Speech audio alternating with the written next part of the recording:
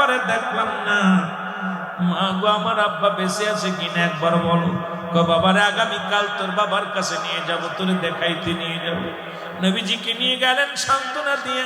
নবীজিকে নিয়ে ও মুসলমান নবী দাদা আব্দুল মুত্তালিবের কাছ থেকে বিদায় নিলেন। ডাক দিয়ে নিয়ে দাসী আইমানকে সঙ্গে নিয়ে রাসূল পাক সাল্লাল্লাহু আলাইহি ওয়াসাল্লামকে কোলে নিয়ে মা আমিনা রওনা হয়ে গেলেন এই তায়েব নামক জায়গা যাইয়া।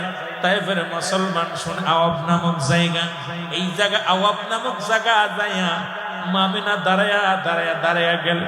দাঁড়ায়া ডাকতে বলে মুহাম্মদ রে, বাবা মুহাম্মদ তুমি এসেছো তোমার বাবারে দেখার জন্য।